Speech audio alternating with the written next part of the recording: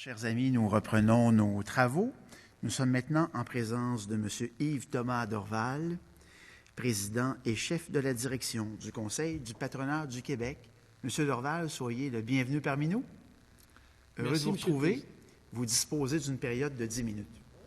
Merci, M. le Président. Merci aux membres de la Commission de nous avoir invités. On m'a demandé si j'allais revenir d'autres fois, étant donné que je vais quitter le CPQ prochainement. Mais j'ai dit, ça dépend. 72 heures de vie, on ne peut rien prévoir aujourd'hui. Cela dit, je remercie les membres de la Commission de m'avoir invité, parce que depuis le 15 mars, je n'avais pas eu l'occasion de mettre de cravate. Alors là, c'est fait. Aujourd'hui, je suis très heureux. Je m'ennuyais de ça, vous savez. Bien, gardez-la. Alors, M. le Président, écoutez, le CPQ représente plus de 70 000 employeurs qui ont des activités au Québec. Et bien sûr, on a lu avec attention le projet de loi 61 qui a été déposé. Pour nous, le gré d'analyse se fait à partir de la feuille de route que nous avons publiée le 20 avril dernier. Ça fait quand même un petit bout de temps, où on avait déjà indiqué plusieurs éléments pour une relance. En fait, dans notre feuille de route, on reprend 3 grands éléments. Le premier, puis ça répond peut-être à des préoccupations que des gens avaient ici, c'était toutes les questions de santé et sécurité dans les milieux d'affaires, dans les milieux de travail, etc. C'était la priorité qu'on a accordée pour une relance, et c'est dans notre feuille de route, puis c'est très détaillé, et c'est même très sévère. Donc, voyez-vous que comme représentant d'employeurs, notre première préoccupation, avant de parler de relance, c'était d'abord les questions de santé et sécurité sur les milieux de travail. Deuxième élément, on faisait état dans notre feuille de route des enjeux pour les entreprises de façon générale. Tous les enjeux opérationnels qu'il peut y avoir dans un contexte de confinement et de déconfinement jusqu'à la relance. Donc, les questions de financement, les questions d'approvisionnement, les questions de ressources humaines, les questions de ressources matérielles, technologiques, les questions d'infrastructures, etc., font partie de ce deuxième élément, de cette deuxième partie de notre feuille de route. Et le troisième, c'était les demandes qu'on faisait au gouvernement quant en matière d'intervention. Pas juste le gouvernement provincial, le gouvernement fédéral, les gouvernements municipaux. Alors, pour nous, c'était très important de regarder quelles étaient l'ensemble des interventions que les gouvernements pouvaient faire. Et je cite quelques-unes dans la feuille de route. Le CPQ a d'ailleurs affirmé qu'en plus des différentes mesures déjà annoncées pour traverser la période de crise, le gouvernement fédéral et provinciaux ainsi que les administrations municipales devront mettre en œuvre de nouveaux plans d'intervention d'une envergure jamais vue depuis la Deuxième Guerre mondiale. Ces plans devront comprendre des mesures touchant le financement, l'offre de services publics adaptés au contexte, l'accompagnement, la réduction des obstacles à la flexibilité, la rapidité et l'agilité des décisions et des interventions, ainsi que des investissements majeurs dans des initiatives et projets structurants dans une perspective de développement durable. On voit que le projet de loi touche quand même 3 des éléments de la feuille de route. Le titre, je m'excuse de dire, c'est un peu pompeux, c'est pas un projet de loi sur l'ensemble de la relance, mais la relance doit passer notamment par ce qui est dans le projet de loi. On ne fait pas de la sémantique sur un titre, là. Ce qui est dedans est très intéressant.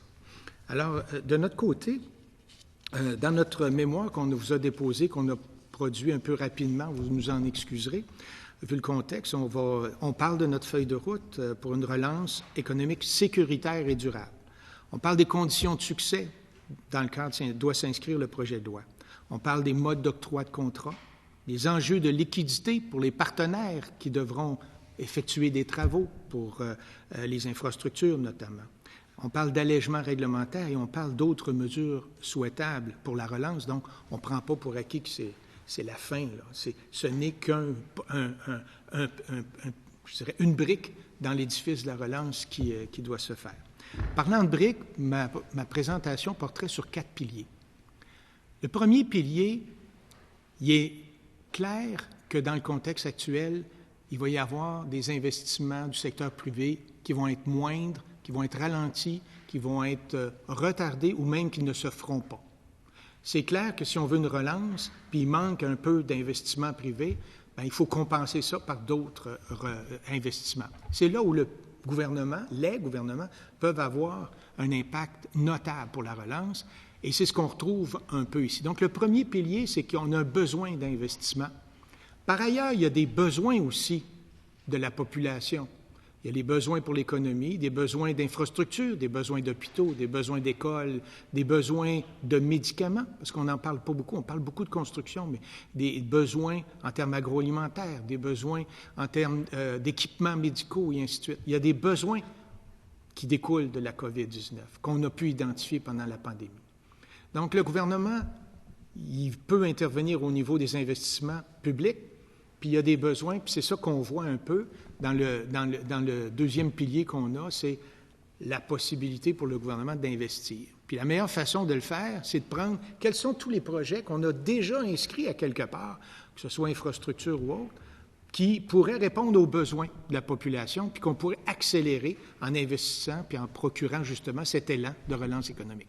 Et c'est ce qu'on voit, puis il y a une liste en annexe de 200 projets. Puis si vous me posez la question, à la fin du mémoire, on en parle de d'autres projets qui n'est pas considéré. Puis à notre avis, un lien ferroviaire entre Québec, Montréal, Gatineau et l'Ontario. Si j'étais un gouvernement, moi ça fait 11 ans que je suis président et chef de la direction du CPQ que j'en parle, ça serait un projet sur lequel je mettrais certainement une priorité. Ne serait-ce que pour tous les parlementaires qui font la navette pour venir à Québec régulièrement. En termes de projet collectif, ce serait un beau signal. La même chose pour le kilomètre restant entre l'aéroport de Montréal et la gare de Dorval, qu'on ne comprend toujours pas que ce ne soit pas dans les plans à ce moment-ci.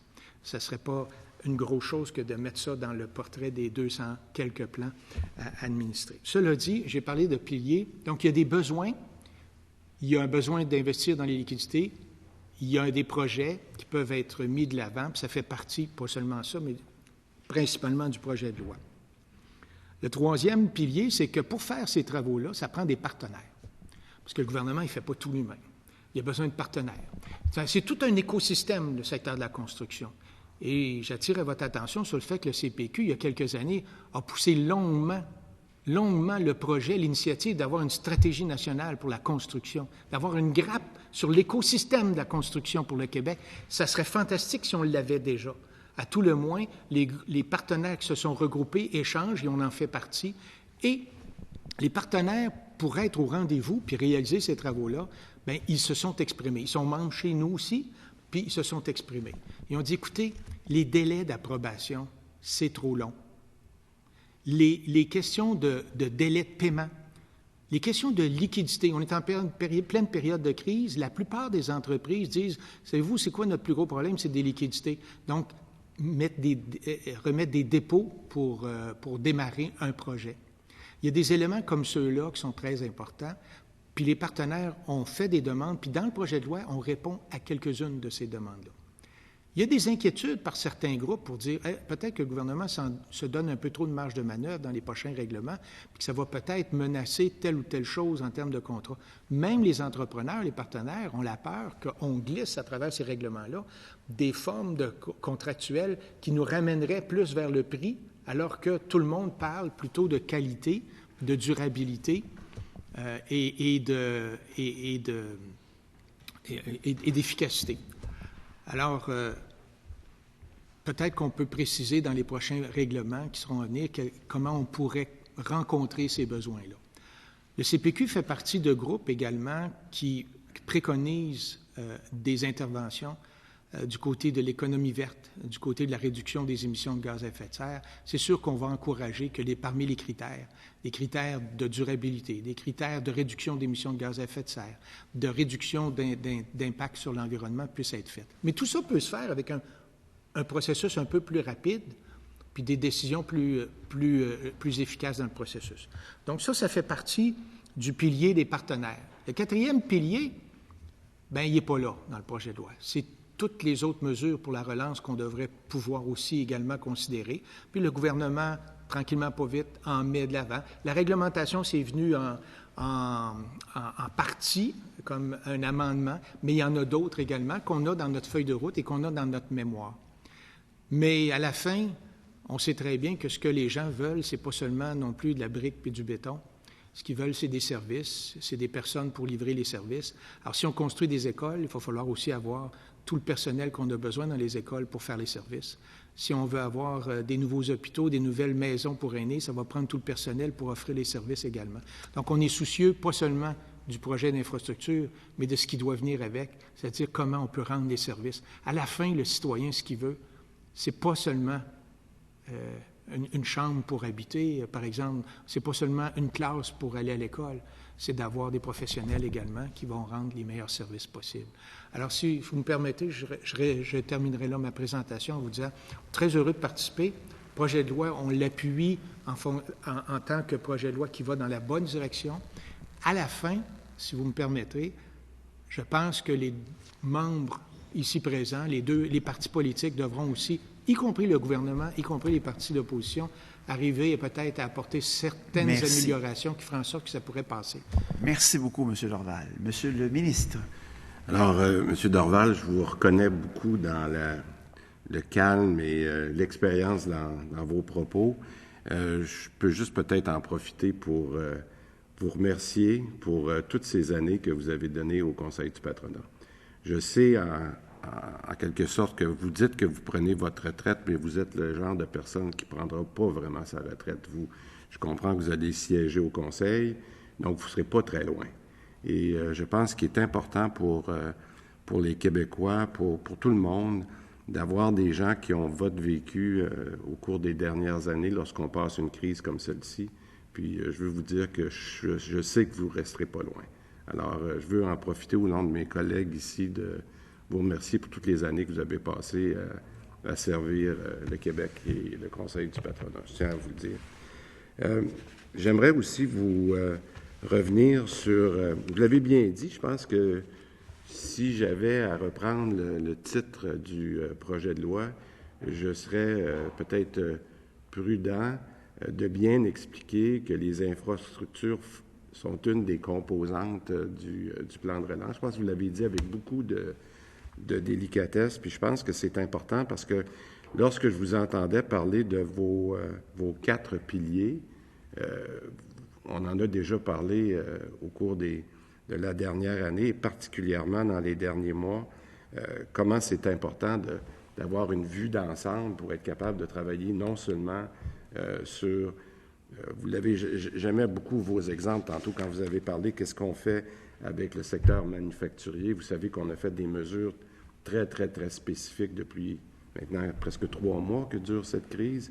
Vous savez qu'on avait un plan de relance qui traitait chacun des sous-secteurs de façon spécifique avec l'urgence. Il était important de remettre le manufacturier le plus rapidement possible sur les rails, de mettre le secteur de la construction domiciliaire, c'était le plus simple. Le plan de relance, il n'est pas d'aujourd'hui par le PL 61. Je trouvais que vous l'avez bien résumé, puis je reprendrai quelques éléments de votre mémoire au cours des prochains jours. Mais il y a une chose que vous avez dit, puis je vais aller dans les 4 piliers, je vais aller beaucoup avec celui des partenaires. Parce que ça, je pense que c'est important. Ce plan de relance-là ne se fera pas seul. Ce plan de relance-là va, si on veut se sortir le plus rapidement de cette crise-là, il faut que tout le monde y travaille ensemble. Le gouvernement, les élus, l'opposition, ça pour moi c'est évident, puis vous l'avez fait un commentaire. Mais quand vous parlez vous nous l'avez dit, il y a des délais en ce moment qui sont un frein à la relance. Et je veux que les gens l'entendent parce que quand des gens comme vous viennent dire clairement que vous avez l'expérience, vous le savez vous représentez 70 000 employeurs, c'est quand même une base de gens qui sont capables de vous dire qu'est-ce qu'ils pensent que le problème est pour être capable de trouver des solutions. Quand vous me parlez de mesures de liquidité, parce que des employeurs qui ne peuvent pas repartir parce qu'ils n'ont pas assez de liquidité, c'est le genre d'aménagement que l'on veut faire. Alors, je pense que vous avez raison de dire, M. Dorval, qu'on n'est pas là pour changer les règles du jeu, on est là pour faire de l'amélioration, des aménagements, pour être sûr qu'on peut repartir l'économie le plus rapidement possible. Sur la question de l'économie verte, je suis toujours dans mes partenaires. On va entendre au cours des prochaines consultations ces éléments-là de l'environnement. Puis je le mentionne parce que notre objectif n'est pas d'aller à l'encontre de l'environnement. Au contraire, si on pousse des projets aussi importants que des projets structurants comme nos 5 trains, les 5 tramways, peu importe comment on les appelle, c'est parce qu'on y croit au développement durable. Fait que, encore une fois, les partenaires en environnement, en développement durable, on y croit. Puis je pense que votre commentaire. Sur la question des services, vous avez mentionné l'importance du personnel. Je pense que les gens voient, puis je l'ai mentionné à quelques membres de centrales syndicales aujourd'hui, oui, on est en négociation de convention collective, mais il faut être capable de donner des meilleures conditions à nos employés. Parce que ça fait partie du plan de relance, parce qu'il y aura, surtout dans le réseau de santé, qui va être mis à contribution dans les prochaines semaines, prochains mois peut-être, malheureusement, avec une autre phase de cette épidémie-là ou de cette pandémie-là. Il faudra que notre personnel soit prêt puis qu'on ait les bonnes ressources. Fait que je voulais vous dire que je souscrivais beaucoup à plusieurs éléments de votre plan. Quant aux suggestions que vous faites, puis là, je ne voudrais pas être taxé d'essayer d'acheter, là, parce que tantôt, on m'a presque dit que j'essayais d'acheter les gens qui étaient ici. C'est vous qui avez proposé, par exemple, vous avez dit, en fonction des besoins de la population. Puis moi, j'aimerais vous faire cette contre-offre-là. Quand vous me parlez du train Québec-Montréal-Gatineau, quand vous me parlez du kilomètre restant entre Dorval et la station du REM, est-ce qu'il y en a beaucoup d'autres comme ça que vous pensez? Parce qu'encore une fois, on est toujours pris dans le dilemme de qu'est-ce qui est déjà au plan québécois des infrastructures puis qu'on est capable de mettre.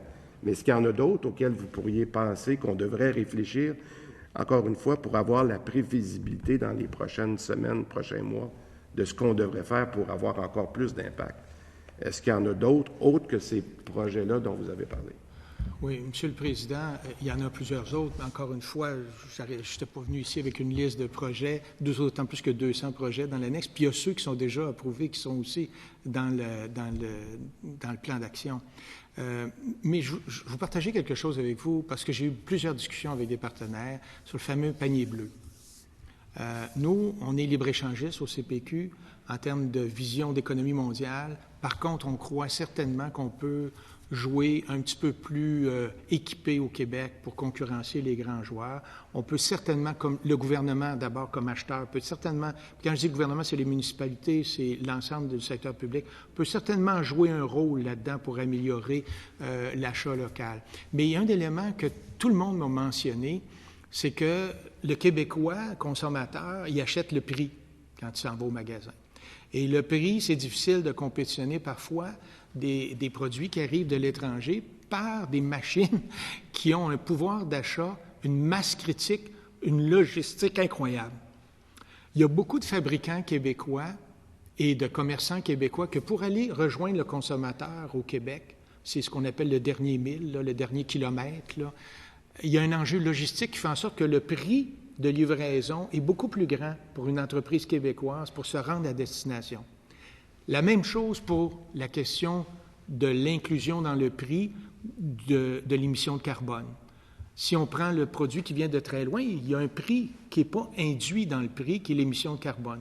Alors nous, on dit, et je reviens aux questions d'infrastructure, si on était capable au Québec de bâtir une infrastructure logistique qui desservirait tous les fabricants locaux pour atteindre des consommateurs locaux, ça serait champion.